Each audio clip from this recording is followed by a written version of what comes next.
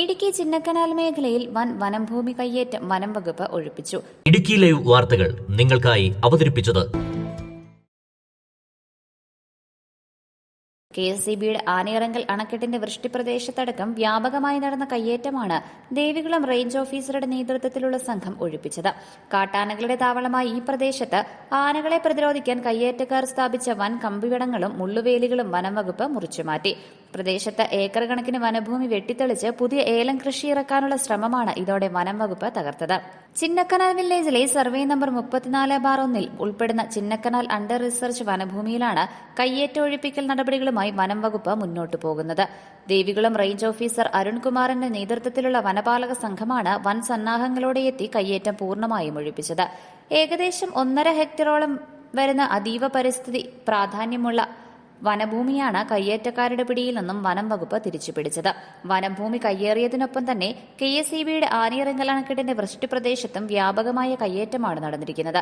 ഇവിടെ അതീവ രഹസ്യമായി കാട് വെട്ടിത്തെളിച്ച് വലിയ തോതിൽ ഏലം കൃഷി ചെയ്യുകയായിരുന്നു. ഇതിനു പുറമെ വൃഷ്ടിപ്രദേശത്ത് പുതുതായി വീണ്ടും ഏക്കർ കണക്കിന് സ്ഥലം വെട്ടിത്തെളിച്ച് കൃഷി ഇറക്കാനുള്ള ഒരുക്കങ്ങളും കയ്യേറ്റക്കാർ നടത്തിയിരുന്നു. ദേവികുളം റേഞ്ച് ഓഫീസറാണ്, പേര് അരുൺകുമാർ. ഇത് നമ്മുടെ 1986 കേരള വൃക്ഷ സംരക്ഷണ നിയമപ്രകാരം വൃക്ഷ സംരക്ഷണ നിയമത്തിലെ വകുപ്പ് 5(1) ഉപവകുപ്പ് 1 പ്രകാരം നമ്മൾ നോട്ടിഫൈ ചെയ്തേക്കുന്ന സ്ഥലമാണ്. അതായത് ചിന്നക്കനാൽ അണ്ടർ റിസർവിൻ്റെ ഭാഗമാണ്. ഇത് ഏകദേശം 5 ഹെക്ടറോളം സ്ഥലം വരും. ഈ സ്ഥലത്ത് നമ്മൾ 1969 ഈ പ്രദേശത്ത് യൂക്കാലി പ്ലാന്റ് ചെയ്തിരുന്നു. അത് ഫെയിലറായി കഴിഞ്ഞപ്പോഴത്തേക്കും നമ്മൾ 2001 പൈൻ പ്ലാന്റ് ചെയ്ത് പ്ലാന്റേഷനായി സംരക്ഷിച്ചു വരുന്ന സ്ഥലമാണ്. ഇതിപ്പം ഈ KSEBയുടെ ക്യാച്ച്മെൻറ്റ് ഏരിയയുടെ മറവിൽ ഇവർ ഇവിടെ നിന്ന് ഏലം കൃഷി ചെയ്ത് കയറി വരിക. ആദ്യം ഒരു അലവാങ് ഉപയോഗിച്ച് ഒരു ചെറിയ കുഴി കുത്തി അവിടെയായിട്ട് ഓരോ ഏലത്തട്ട നടും. ഏലത്തിന് വില കൂടുന്നതിനനുസരിച്ച് ഇവർ തെളിച്ച് കയ്യേറുക. ഇതിപ്പം പ്രധാന പ്രശ്നം, ഇവിടെ ഏകദേശം ഈ ചിന്നക്കനാൽ മേഖല 17ഓളം ആനകളുണ്ട്. ഈ ചക്കക്കൊമ്പൻ എന്ന് പറയുന്നത് ഇവിടുത്തെ ഒരു പ്രോമിനൻ്റ് ആയിട്ടുള്ള എലിഫൻ്റാണ്. അത് മസ്ത് സമയമാണ്. അപ്പോൾ ഇതിനെ ഒന്ന് ഓടിക്കാൻ RRT ടീം ഡെപ്യൂട്ടി റേഞ്ചറിനെ നേരത്തെ നോക്കിയിട്ട് ഇത് പോരുന്നില്ല, ഇങ്ങോട്ട് കയറി പോകുന്നില്ല, കയറി പോയിട്ട് തിരിച്ചു വരിക. അപ്പം നമ്മൾ ഈ പ്ലാന്റേഷൻ കാട് പിടിച്ച് കിടക്കുന്ന ഭാഗം പരിശോധിച്ചപ്പം ഓരോ ഭാഗവും വടം കെട്ടി തിരിച്ച് കയ്യേറ്റ മാഫിയ വടം കെട്ടി തിരിച്ചേക്കുക. അപ്പം നമ്മുടെ ജീവനക്കാരും വാച്ചർമാരും ഇവരോട് പറയുമ്പോൾ ഇവരെ ഭീഷണിപ്പെടുത്തി ഓടിക്കുക. അപ്പം വടം പരിശോധിച്ച് കഴിഞ്ഞപ്പോൾ ഏകദേശം അതായത് ഒരു ആന പിടിച്ചാൽ പോയിട്ട് JCB കൊണ്ട് ഇളക്കി മാറ്റിയാൽ പോലും മാറിയാത്ത രീതിയിൽ ഈ വടം വൃക്ഷങ്ങളിൽ അടിച്ചു കയറ്റി, അതായത് വലിയ 2 ഇഞ്ചോളം വലുപ്പമുള്ള വലിയ വളയം ഉപയോഗിച്ച് അടിച്ചു കയറ്റി ഇവർ കംപ്ലീറ്റ് തിരിച്ചേക്കുക. അപ്പോൾ ആനയ്ക്ക് ഒരിക്കലും പോകാൻ പറ്റത്തില്ല. അതുപോലെ നിങ്ങളുടെ ഈ മുന്നിൽ കാണുന്നത് നമ്മൾ 2001 മുതൽ 2005 വരെ സമയങ്ങളിൽ എടുത്തിരുന്ന ഫയർ ലൈനാണ്. ഈ ഫയർ ലൈന് താഴെ ഇതിന് തൊട്ട് താഴത്തോട്ട് KSEBയുടെ ക്യാച്ച്മെൻറ്റ് ഏരിയ ഉണ്ട്. അത് 3 ചെയിനുണ്ട്. ഇത് കംപ്ലീറ്റ് ഇവർ കൃഷി ചെയ്ത് കയറുക. അപ്പം ഇതിനകത്തോട്ട് ഇപ്പം അലവാങ്ങ് വെച്ച് കുത്തി ഓരോ ചെറിയ ഇലത്തട്ട ഇട്ടിട്ടുണ്ട്. അത് നമ്മൾ മുട്ട ഇളക്കി മാറ്റി.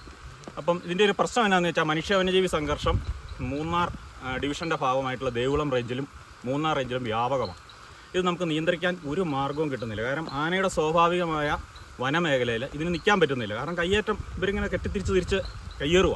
അപ്പോൾ ഇത് നമ്മൾ ഇന്ന് ഏകദേശം 1.5 ഹെക്ടറോളം കംപ്ലീറ്റ് ഏലം കൃഷി വെട്ടി മാറ്റി. അത് പുതിയതായിട്ട് തുടങ്ങുന്നുണ്ട്. പുതിയതായിട്ട് കമ്പ് നാട്ടി പുതിയതായിട്ട് ചെയ്തിരിക്കുന്ന ഏലത്തട്ടകൾ സഹിതം പറിച്ചു മാറ്റി ഈ വടം നമ്മൾ കട്ടർ ഉപയോഗിച്ച് കട്ട് ചെയ്തിട്ട് ഇത് മുറിയുന്നില്ല. നാളെ കൂടിയേ ഇത് കട്ട് ചെയ്ത് മാറ്റാൻ സാധിക്കുകയുള്ളൂ. മുറിച്ച് നമ്മൾ കേസ് എഴുതി നമ്മൾ കേരള വൃക്ഷ സംരക്ഷണ നിയമം സെക്ഷൻ 5(2) അത് കൂടാതെ ഈ മരങ്ങൾ രൂപമാറ്റം വരുത്തിയതിന് കേരള ഫോറസ്റ്റ് ആക്ട് വിട്ട് നമ്മൾ കേസ് എഴുതി.